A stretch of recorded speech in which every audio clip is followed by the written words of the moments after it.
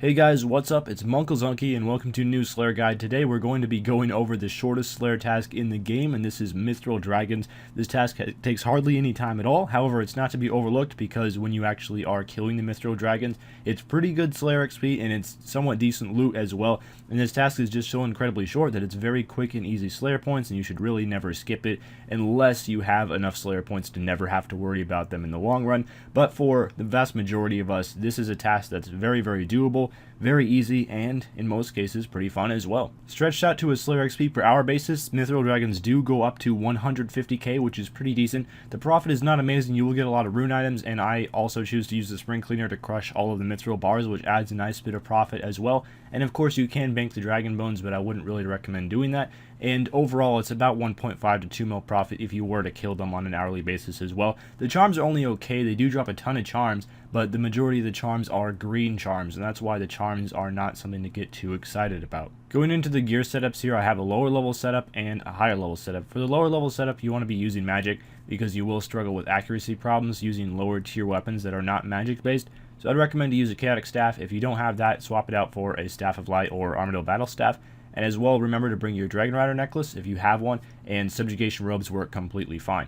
For the higher level setup, I'd recommend to use Drygores and Bandos. However, you can additionally use tier 90 mage if you wish, but it is kind of nice to get some of that melee XP through Slayer. That's why I choose to use that. For the inventory, make sure that you have super anti-fire potions. If you do not have those, you can just pray magic the entire time and bring a whole bunch of food if you do not have the super anti-fire potions, because when you are hit by that dragon breath, it is going to hurt, so just make sure you have food to out eat that. Also bring overloads. You can swap these out for supers or extremes and you'll be okay.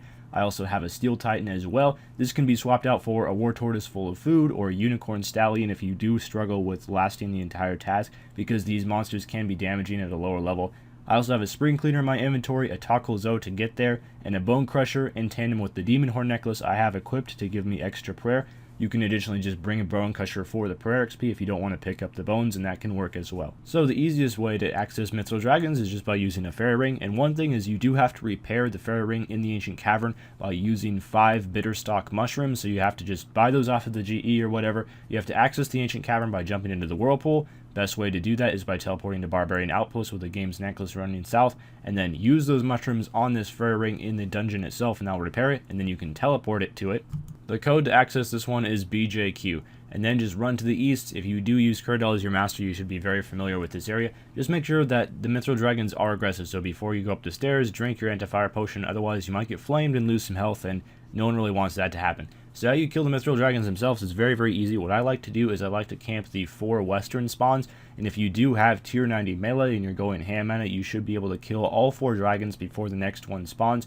There is a bit of running around, and one thing that you can do is you can choose to Zerk. I typically just use my threshold abilities, and this will get down the Mithril Dragons very quickly. Destroy and Assault are going to get down most of the Mithril Dragons' health if you use those, and when those abilities are on cooldown, typically I will use the Melee Tendrils ability, and then I'll also use Slaughter and walk under the Mithril Dragon to get it to move, and then it's going to triple the damage of that Slaughter ability, which is very nice, as I'm demonstrating here, although for whatever reason this Mithril Dragon chose that he doesn't want to move. They don't typically do that. Anyway, this task is incredibly short, as I did say, and I was able to do this task, which was 26 Mithril Dragons in 1 overload dose, and additionally 1 super anti-fire dose. Didn't have to drink another dose of either of them to finish the task, which is only 6 minutes. Very quick, which is one thing I love about this task, just the amazingly quick Slayer points. And also, if you do have a Spring Cleaner, if you do decide to bring it here, you do want to set it on the setting where it crushes Mithril bars, because it will send a ton of Mithril ore and coal to your bank, and you probably would not be picking up the Mithril bars anyway. Yes, it uses a lot of spring, but you will be getting some nice profit and really not have to do any work at all if you do have that Spring Cleaner, so it's a nice thing. Now it's time to look at the rewards of the task. It only took 6 minutes. That's, again, the shortest Slayer task I'm ever going to make a guide on. And the rewards for the Slayer task are 14k Slayer XP, which is really not bad at all for only 6 minutes of work, as well as 252k GP. Doesn't seem like a lot, but again, it's only 6 minutes. So that's about all for this guide. Thank you guys for watching. If you would like to see more Slayer guides, I have a link on screen as well as in the description. I'm planning to have a guide for every single task that Curdell and Morvaran assign, so hopefully I will get that done in the future. That's about all for this video, though. I will see you guys next time. Farewell.